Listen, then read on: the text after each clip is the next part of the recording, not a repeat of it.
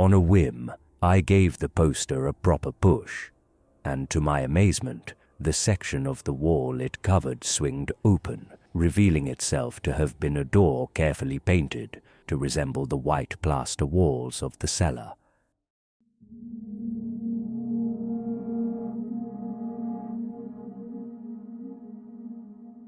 The second library.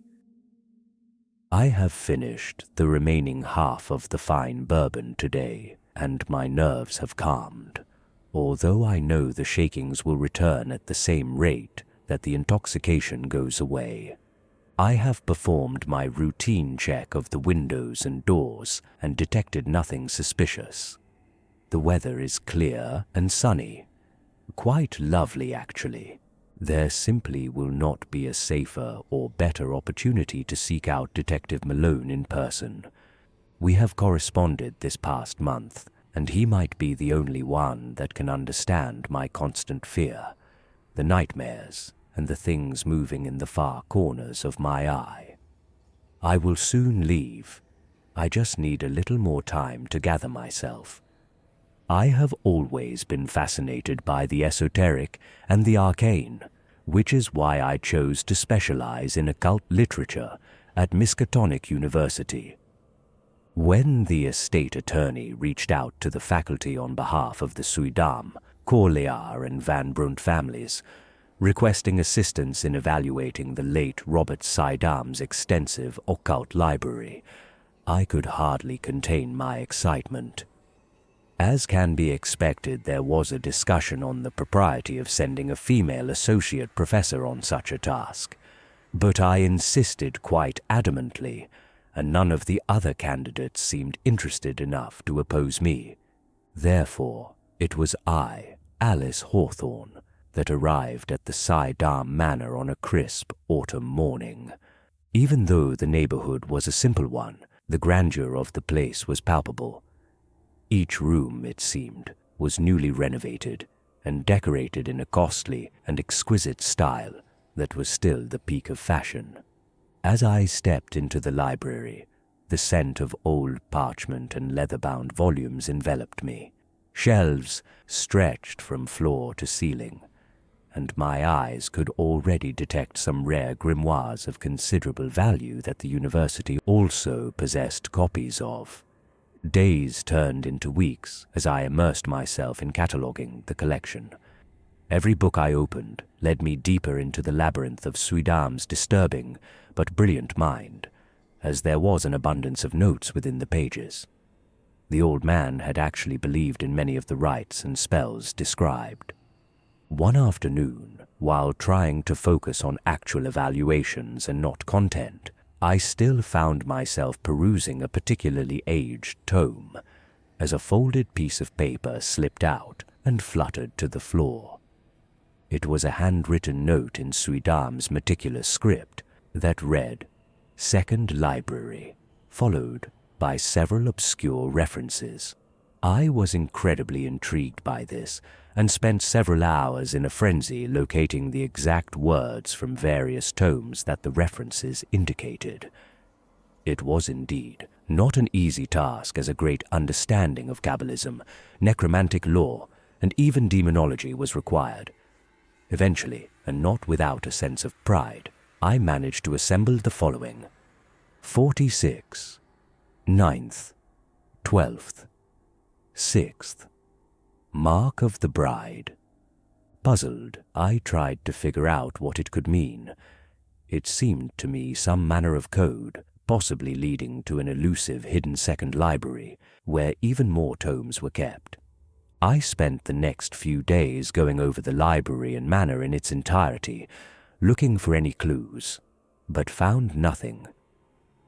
I decided then to look elsewhere, and recalled rumors about Suydam's involvement with the peculiar dance hall church in Red Hook.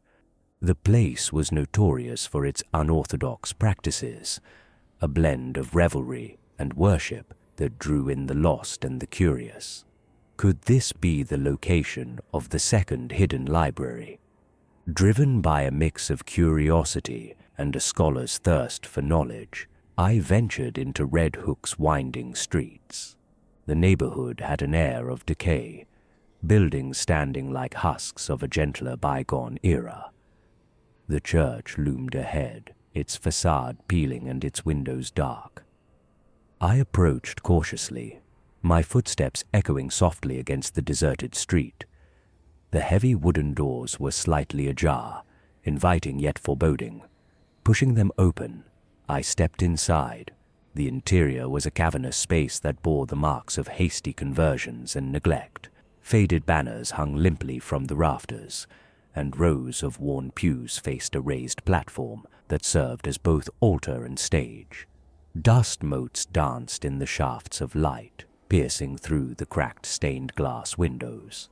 I spent the better part of the afternoon exploring every corner.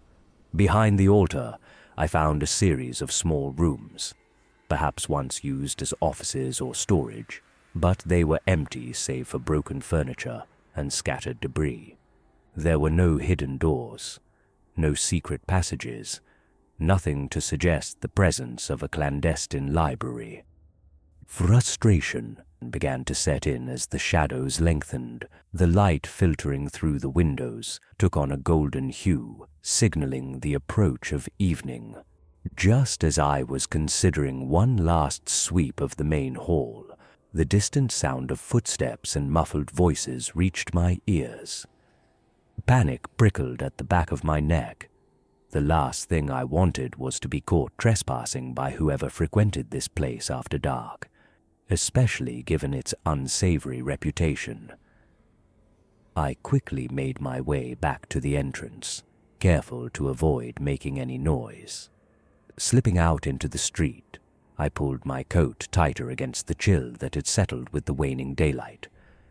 I headed back toward my hotel, my mind a swirl of disappointment and lingering curiosity. The code in Suidam's note gnawed at me. What if I'd misinterpreted it? As I walked, I glanced at the street signs. 7th Avenue, 8th Avenue. The rhythm of the city pulsed around me, but my thoughts were fixed on the cryptic message. 46, 9th, 12th, 6th. Mark of the Bride. Suddenly, a thought struck me. What if the numbers corresponded to a street address? In New York, avenues and streets often intersected numerically. 46 could be a building number, 9th could be 9th Street, and 12th could be 12th Avenue. But that didn't quite fit geographically. The note was written by Suidam himself, likely as a reminder, so the entries would have to refer to something he could possibly forget. I remembered that the church had number 65, so not an adjacent number. But could it be an opposite? 46 could refer to one of the neighboring houses, or at least a house on the same street. I was only a few blocks away, so I determined that the hunch was worth exploring. Turning on my heel, I retraced my steps toward the church. I soon found myself standing in front of the large derelict building at number 46. While not exactly opposite the church, it was close enough. The structure was a forlorn relic, its brickwork crumbling and windows boarded up. Weeds sprouted through cracks in the pavement, and a faded sign hung precariously above the doorway. In the fading light, its lettering was too worn to decipher. Gathering my courage, I approached the entrance. The door was secured with a rusty chain and padlock, but time and neglect had weakened them. A firm tug, and the chain gave way with a reluctant groan. I glanced around to ensure I wasn't observed, then slipped inside. The interior was cloaked in darkness, the air thick with dust and the scent of mildew. I pulled a small flashlight from my bag, its beam cutting through the gloom. The space appeared to be an old warehouse or storage facility, littered with discarded crates and scraps of metal. Navigating carefully, I searched for any indication that this place was more than it seemed. The silence was profound, broken only by the distant dripping of water and the scurrying of unseen vermin. As I moved deeper into the building, the floorboards creaked ominously beneath my feet. In the back corner, partially concealed behind a stack of rotting wooden pallets, I noticed a heavy, unmarked door, possibly a cellar entrance. The cellar seemed a more likely hiding place for a secret library than the upper levels of the structure, which were decaying. My hands trembled as I grasped the handle. The metal was cold to the touch, resisting my efforts at first, but finally yielded with a shriek of rusted hinges. A staircase descended into darkness, the steps slick with moisture. I hesitated. Night was falling fast, and the rational part of my mind urged me to return in daylight, but the allure of discovery was too strong. I couldn't walk away now, not when I was so close. Taking a deep breath, I began my descent. The air grew colder with each step, carrying the faint scent of earth and something else, a sweet, cloying aroma that was vaguely familiar yet unsettling. At the bottom of the stairs, the narrow passageway opened into a dilapidated cellar littered with discarded items. Overcoming a slight unease, I used my electric flashlight to carefully examine every corner of the cellar. I spent hours looking, but to no avail. In the end, even my scholarly patience began to wear thin. I realized it must be deep in the night, and I didn't feel inclined to traverse the infamous Red Hook at such hours, so I decided to continue my search after a short rest, perhaps risking the upper levels again. Sitting on the most intact grate in the cellar, I directed my flashlight at various places hoping for clues.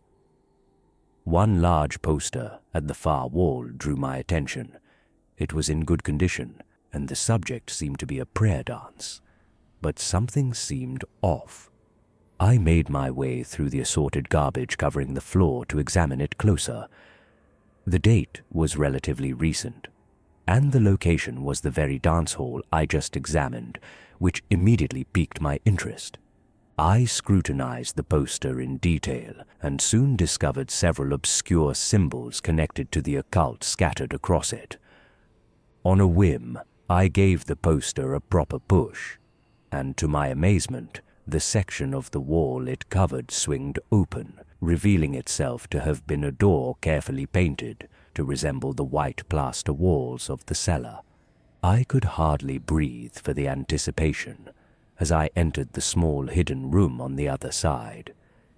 Had I at last found the elusive library? My disappointment hit like a slap as I looked around the chamber, which seemed nothing more than a somewhat higher tier of storage area. I went to examine the crates, and immediately my mood picked up again. They contained what seemed to be cultists' robes and obscure ornamentations that seemed likely to be connected to Suidam. However, no books were to be found. Then I saw it. The innermost wall was made of smooth black stones that was totally different than the other walls, and looked more like they belonged in a castle than in a slum cellar. Upon closer inspection, I soon discovered the contours of a doorway, set in the same black stone, but of a smaller variety. Framed by the smaller stones was a massive block of the black stone, larger than any of the others. This had the appearance of a door, but I couldn't see how it would open. I tried pushing it like I had with the previous door, first loosely and then with all my strength, but it didn't move in the slightest. It is always good to look at a problem from a different angle, so I took a few steps back. Remembering the sequence of numbers, I laid my hand upon the 9th stone from the bottom left. Nothing happened, so I continued with the 12th stone. Now something incredible occurred. The center of the large block lit up with a dull greenish glow in the shape of a sinister symbol, easily recognizable to me. The mark of Lilith. Awed, I guessed that this was the finest work of a master electrician, commissioned by Robert Sudum to impress his followers and convert questioning minds to his cause. The thinking behind it could have been similar to how the old man of the ancient assassin order had created a false paradise to, together with drug-enhanced hallucinations, foster a blind belief in his followers. I raised my hand to place it on the mark, in the hopes that this would trigger some complicated electrical mechanism that opened the door. But at the last moment, I halted my hand only a mere inch above the mark. Why did the symbol come to life after only the second digit of the code? Could it be a trap? Probably ridiculous, but I decided to press the sixth stone first, and had the satisfaction of seeing the greenish light increase in strength. I now gathered my courage and pressed the symbol. As I watched, the mark darkened, and the massive stone slab silently glided upward into some unseen cavity. The chamber inside was strangely illumined, and I could already see bookshelves, and an extravagant lectern upon which I could guess a tome that almost made me faint. Shaking, I went toward it, disregarding the rest of the library workroom in all its glory, with its strange bronze pillars upon which small fires burned as if they had just been lit. It was a copy of the Necronomicon, but not any copy. The horrifically beautiful tome was open to a spread showing weird pentagrammic abstractions and elaborate text in Old Arabic, revealing it to be by the hand of one of Abd al-Azrad's apprentices, or indeed by the master himself. This tome alone, if genuine, would make the fortunes of Suidam's relatives. I carefully went to turn the page, but as I did, something bizarre and unbelievable happened. The world seemed to fade, with the exception of the fires upon the pillars whose light and heat seemed instead to be magnified 100-fold. As I lost my balance and fell, in shock from the heat and sensations that came over me, there was no floor to receive me, and instead I found myself in a dizzying, swirling tunnel of light. I saw vile creatures in the swirl, apparitions beyond horror. It was too much for my mind to handle, and I mercifully lost consciousness, and know not what happened then. I came to on a dark street, screaming with terror from the first moments. The memories of that dreadful dream clinged to me like powerful arms trying to drag me under. I try not to, but I recall that long abyssal nightmare all too well. My mind, which is steeped in all kinds of occultism, concocted horrific, abominable things, surely under the influence of some potent drug of Suidam's making. I remember a crypt, with twisted fiends I choose not to put a name upon. Other men and women were also there, both being tormented, and as gruesome tormentors. The immense terror I experienced from my hiding place, as I thought myself trapped in some manner of hell, still makes me shiver uncontrollably. It was so real, and the woman, the naked phosphorescent woman on the podium, I thought I hid, but she suddenly looked at me and smiled, and in her paralyzingly dark smile, I felt the promise of unending terror. But then she averted her gaze, and I knew no more. No one reacted to my screaming in the shadowy alleys of Red Hook, so I finally dragged myself back to the hotel and, not without giving the night portier a scare, managed to close the door to my room behind me before collapsing. The next day, still dazed and shaking from yesterday's horror, I took a cab all the way back the considerable distance to my hometown of Arkham. As I entered my flat, I felt a small measure of calm returning. In the month that has passed since my dreadful hallucinatory experience, I have only ventured out on my flat to enlist the help of Mrs. Johnson, My friendly neighbor across the hall. Her assistance has been incredible, even though she has expressed some reticence in providing me enough bourbon. Following my directions, the estate attorney, together with the police, visited the cellar at house number 46. They found the storeroom behind the poster, but says there is no black stone wall and no secret library to be found, only an ordinary room with trinkets of little value. Miskatonic have handed off the assignment to another faculty member, one less impressionable. I can imagine how they scoff and agree among themselves that it was too hard a task for a member of the gentler sex. My only consolation has been Detective Malone that has reached out, and we have since corresponded frequently. The detective says he was also under the influence of some unknown hallucinogen and has had similar experiences. I see now, as I do another routine inspection of the windows and door, that the day is already past noon. I will unfortunately have to reschedule with Malone. I must admit I feel more at ease now when the prospect of venturing outside has been postponed. If only that dark organ and that tittering would stop echoing in my mind.